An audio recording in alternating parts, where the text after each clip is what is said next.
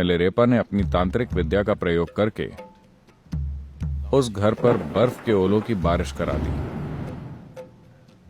लगभग 80 से 85 लोगों की मौत हो गई। तो आखिर में किसी ने उनको बताया कि केवल एक ही इंसान इसमें तुम्हारी मदद कर सकता है, वो है मारपा। तो वो मारपा की खोज में निकल पड़े। तो मिलेरेपा को दाकिनी के दर्शन हुए और वो बोली, मारपा ने तुम्हें शिक्षा तो दे दी है, लेकिन उन्होंने एक मूलभूत पहलू छोड़ दिया है।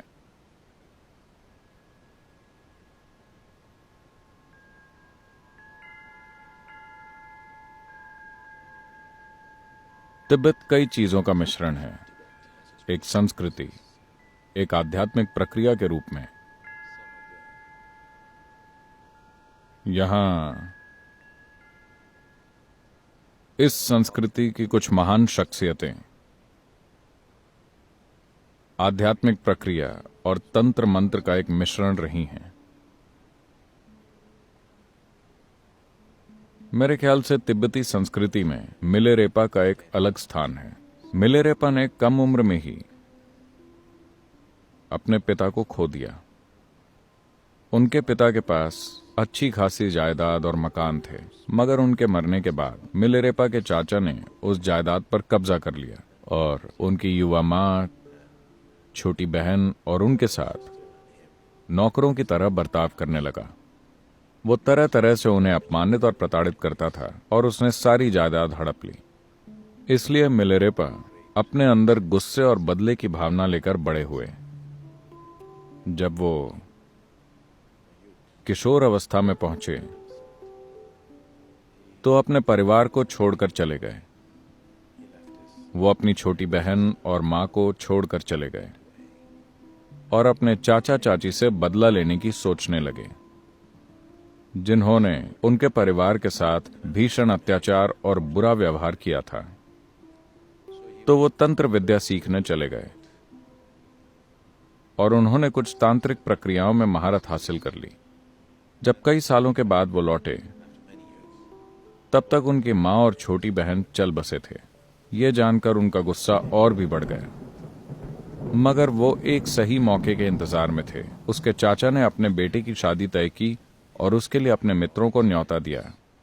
शादी के दिन मिलेरेपा ने अपनी तांत्रिक विद्या का प्रयोग करके उस घर पर बर्फ के ओलों की बारिश करा दी। कहते हैं कि उसके चाचा चाची के साथ लगभग 80 से 85 लोगों की मौत हो गई। पूरी जगह ओलों के ढेर के नीचे दब गई। हालांकि शुरू में अपना बदला लेकर मिलेरेपा को बहुत खुशी हुई, लेकिन जल्द ही उन्हें इस बात का पछतावा होने लगा। अगर कोई संवेदनशील व्यक्ति किसी चीज का दुरुपयोग करता है तो यह उसे अंदर से तंग करेगा। उस प्रक्रिया को जारी रखने के लिए आपके अंदर एक घटियापन होना चाहिए, वरना आप ऐसा नहीं कर पाएंगे।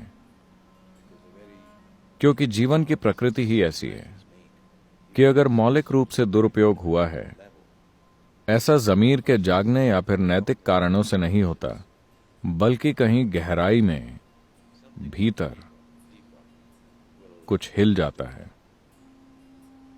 तो इसी तरह यह करने के बाद से मिलेरेपा के भीतर कहीं गहराई में कुछ अशांत हो गया। तो उन्होंने तय किया कि उन्हें खुद को इस सब से मुक्त करना होगा। उन्होंने सोचा कि उन्होंने जीवन का दुरुपयोग किया है, बहुत बुनियादी तरीके से। कारण चाहे जो भी रहा हो, उन्होंने जीवन की बुनियादी प्रक्रिया का दुरुपयोग किया है। तो वो आध्यात्मिक प्रक्रिया में लगना चाहते थे। वो कोई ऐसी चीज करना चाहते थे जिससे वो इसी जन्म में अपने कर्म से मुक्त हो जाएं। तो वो गुरु की तलाश में निकल पड़े और वो कई लोगों के पास गए और सभी ने ईमानदारी से यह स्वीकार किया कि वो इसी जन्म में आत्मबोध प्राप्त करने का तरीका नहीं जानते। उन्होंने कहा, हम तुमको कोई ऐसी चीज सिखा सकते हैं जिससे तुम्हारा विकास होगा।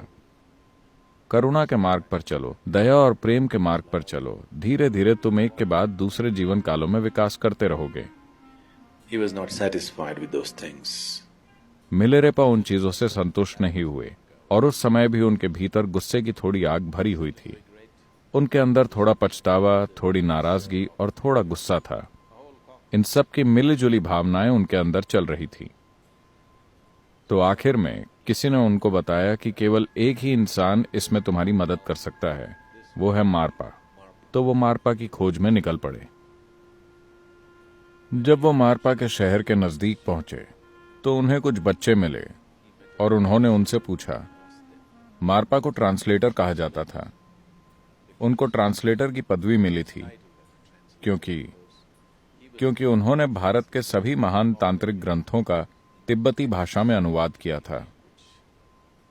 तो उन्हें हमेशा ट्रांसलेटर के रूप में जाना जाता था, क्योंकि वो ही इस ज्ञान को यहां लाए थे। मारपा के बारे में खास बात यह थी कि वो 3 बार भारत की यात्रा कर चुके थे और वहां कुछ गुरुओं से मिले थे और उनसे शिक्षा प्राप्त की थी, विधियां सीखी थीं और ग्रंथ प्राप्त किए थे और फिर तिब्बती भाषा में उनका अनुवाद किया था। तो जब मिलेरेपा ने पूछा, ट्रांसलेटर मारपा कहाँ रहते हैं, तो एक बच्चा बोला, मैं जानता हूं कि वो कहाँ हैं। और वो उन्हें खेत में ले गया जहां मारपा खेत जोत रहे थे। जब वो बच्चा मिलेरेपा को वहां ले गया तो मारपा ने उन्हें देखकर हल को खेत में छोड़ दिया और उन्हें एक लोकल बियर का ग्लास देकर कहा, इसे पी लो और फिर खेत जोतो। तो मिलेरेपा बियर पीकर खेत जोतने लगे। मारपा वहां से चले गए और वो बच्चा वहीं खड़ा रहा।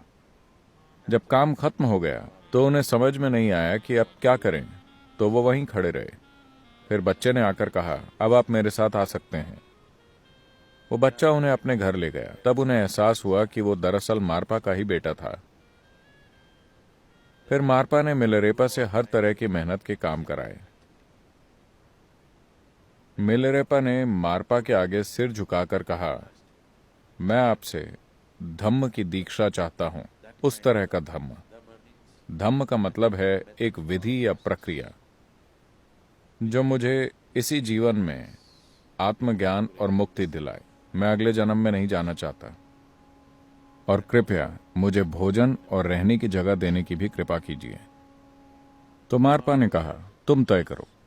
अगर तुम चाहो तो मैं तुम्हें भोजन और रहने की जगह दे सकता हूं। धम्म कहीं और ढूंढो, धम्म के लिए कहीं और जाओ, या फिर मैं तुमको धम्म दे सकता हूं, तुम रहने खाने का इंतजाम कहीं और करो।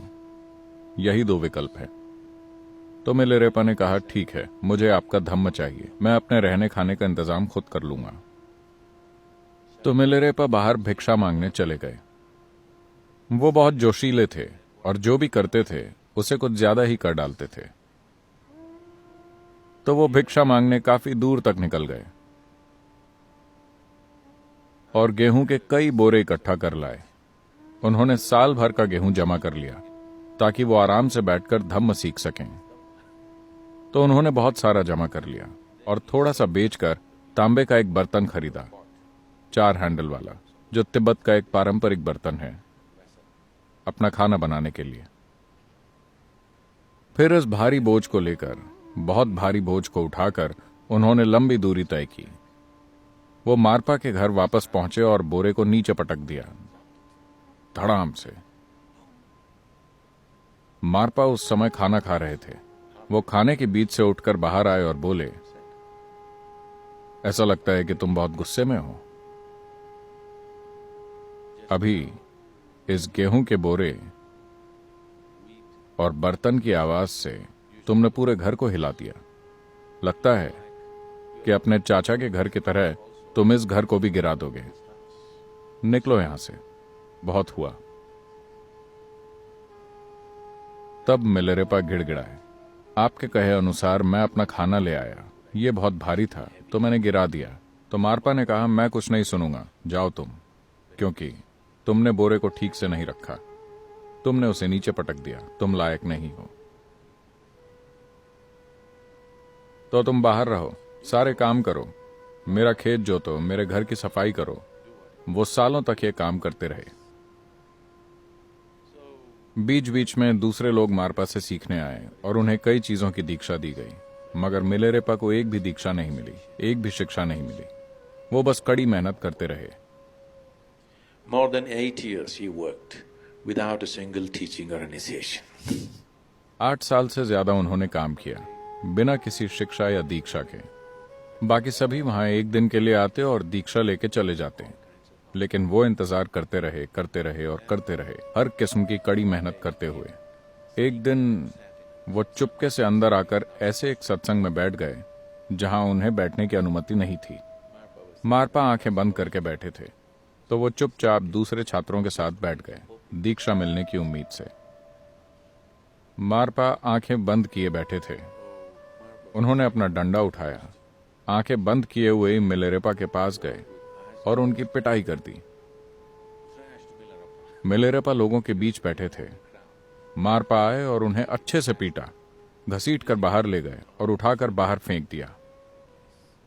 ऐसा बार बार होने लगा। मिलेरेपा थोड़ा इंतजार करते और फिर जैसे ही कोई दूसरी दीक्षा होने वाली होती, वो चुपके से जाकर इस उम्मीद में वहां बैठ जाते कि इस बार उन्हें दीक्षा मिल जाएगी।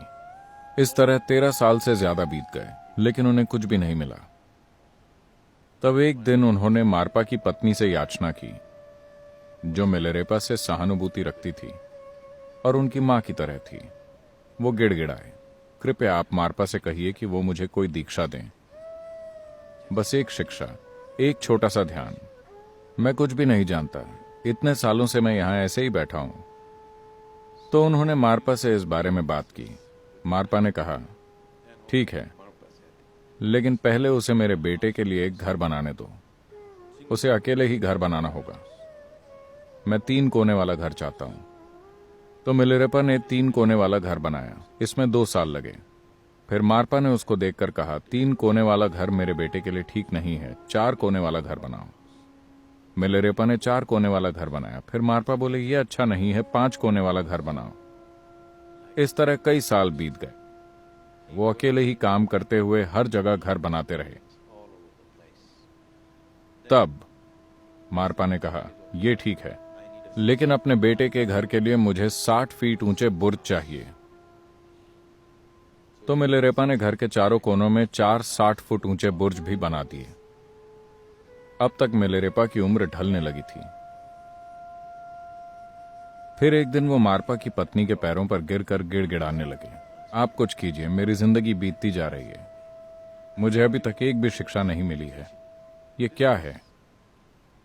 मैं जानता हूं कि अतीत में मैंने बुरे काम किए हैं, मैंने तंत्र विद्या का दुरुपयोग किया है, लेकिन क्या मैं काफी पश्चाताप नहीं कर चुका हूं? तो ये सुनकर मारपा की पत्नी को मिलेरेपा पर दया आ गई और उन्होंने मारपा के नाम से एक दूसरे भिक्षु को पत्र लिख दिया। वो भिक्षु भी दीक्षा देने में सक्षम था। उन्होंने पत्र ऐसे लिखा जैसे मारपा ने खुद लिखा हो और उस पर मारपा की मुहर लगा दी। तो उन्होंने पत्र मिलेरेपा को दे दिया। मिलेरेपा उस भिक्षु के पास गए और दीक्षा प्राप्त कर ली, लेकिन मिलेरेपा को कोई अनुभव नहीं हुआ। वो भिक्षु भी हैरान रह गया। दीक्षा देने पर कुछ तो होना चाहिए, लेकिन इसे कुछ भी नहीं हुआ। फिर मारपा को इस बारे में पता चला। उन्होंने मिलेरेपा को बुलाया और उस भिक्षु की मान्यता भी रद्द कर दी। फिर घोर पछतावे में डूबे मिलेरेपा आत्महत्या करने वाले थे। तब मारपा ने उन्हें बुलाया और कहा, ठीक है, बैठ जाओ, और उन्होंने मिलेरेपा को शिक्षा दी। मारपा ने कहा, अतीत में तुमने जो गलतियां की हैं, मैं बस तुमको उन कर्मों को काटने के तरीके दे रहा था, मगर तुम बेवजह ज्यादा वक्त लगा रहे हो। If you just go by my word, this would have been over long ago. But you do everything and you take one sneaky way out.